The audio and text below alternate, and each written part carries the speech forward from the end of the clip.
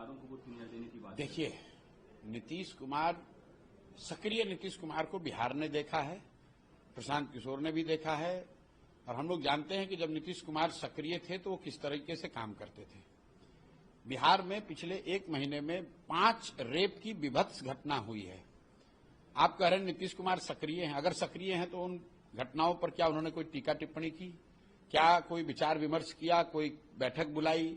क्या उन परिवारजनों से मिले? क्या किसी अफसर पर कार्रवाई की? नहीं की।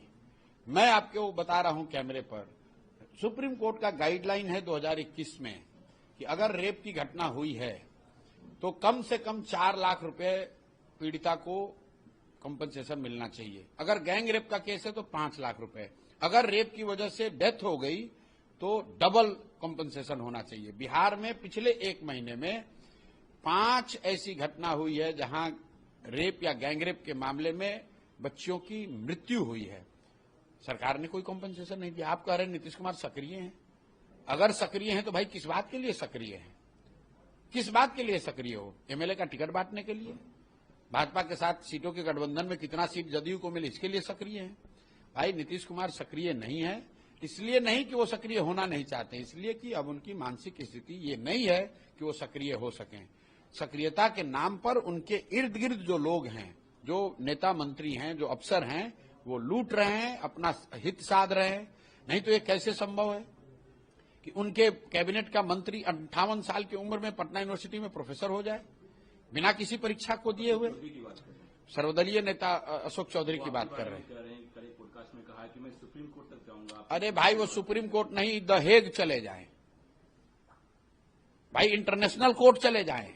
अरे बात सुनिए ना, आपको माफी। अरे भाई छोड़िए ना, पूरे उनका जीवन लग जाएगा। मैं कह रहा हूं सुप्रीम कोर्ट छोड़िए, इंटरनेशनल कोर्ट में चले जाएं। अशोक चौधरी सर्वदलीय नेता हैं, ये सत्य है भाई। उनके पिताजी कांग्रेस में, ये जदयू में, इनकी बेटी लोजपा में, इनका दामाद इन्हीं के शब्दों में आरएसएस भाजपा में। तो बताइए कि ऐसा कौन परिवार बिहार में है जो कि सभी दलों में जिसके परिवार के लोग हैं? दूसरी बात, ये आदमी, इन पर कोर्ट का केस है, 3 करोड़ के गबन के मामले में इनकी पत्नी पर केस है, अशोक चौधरी पर स्ट्रिक्चर पास है। आप जाकर देखिए, सुप्रीम कोर्ट में मामला चल रहा है।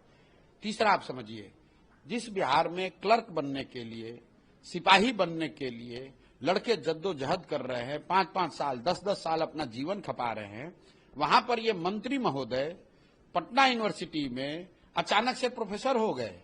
किस क्वालिफिकेशन पर?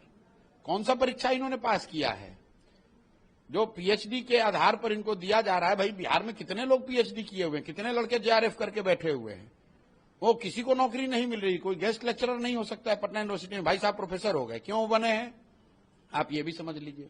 इनको मालूम है कि नवंबर के बाद पूर्णतः बेरोजगार होने वाले हैं। ये सारा कुछ करने के बाद भी नवंबर के बाद इनकी बेरोजगारी का दौर शुरू होगा। तो पहले ही से जाके पटना यूनिवर्सिटी में नहीं तो मंत्री को प्रोफेसर बनने की क्या जरूरत है? आप बताइए कि आप मंत्रालय का अपना काम तो कर नहीं पा रहे हैं और आप बच्चों को पढ़ाइएगा कैसे? तो आप तो मुफ्त में ही पैसा लीजिएगा। सर, बिहार में पोस्टर्स, पॉलिटिकल पोस्टर्स की काफी चर्चा होती है। पहली बार देखा गया है कि जदयू कार्यालय में नरेंद्र मोदी प्रधानमंत्री का फोटो लगा है, पोस्टर लगा है। ये क्या दर्शाता है? दर्शाता है जो बात पिछले 2 बार से हम 2-3 साल से कह रहे हैं कि जदयू का अब अंत आ गया है। नीतीश कुमार के राजनीति का ये अंतिम दौर चल रहा है। चुनाव के बाद जदयू एज ए दल, उसका बचना रहना करीब करीब असंभव है। वो दल अब स्वतः विलीन हो जाएगी। ज्यादातर लोग या तो भाजपा में भग जाएंगे, कुछ जनसुराज में आ जाएंगे, कुछ राजद में जाएंगे। जदयू दल का कोई अस्तित्व चुनाव के बाद बचने वाला नहीं है।